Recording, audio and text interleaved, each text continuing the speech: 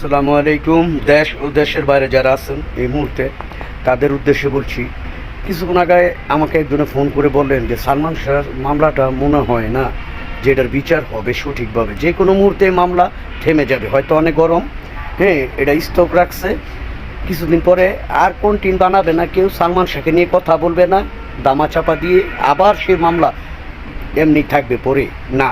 এবার কিন্তু বাংলাদেশ সিনেমা পাগল দর্শক জনগণ চিন্তা গেছে গা, যদি সবাই কন্টিনিউ এইভাবে চালিয়ে যায় তাহলে কিন্তু সালমান শাহর বিচার হবে 100%। আর যদি সবাই আবার আমরা থেমে যাই তাহলে হয়তো বিচার হবে না। অনেক সময় দেখা গেছে ডিসি থেকে এসপি, এসপি থেকে ওসি, ওসি থেকে দারোগা টাকার কাছে বিক্রি হয়ে যায়।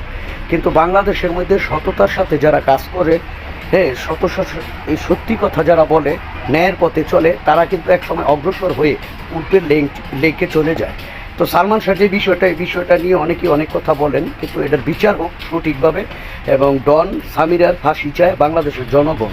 কিন্তু বাংলাদেশ চলচ্চিত্রের অনেক দারোগারা এখনও কিন্তু ঘুমাইতেছে নাকে তেল দিয়ে। এটার কোনো রহস্য যে মার্ডার করছে, খুন করছে, এটার বিষয়ে কিন্তু কেউ কোনো কথা বলতেছেন না।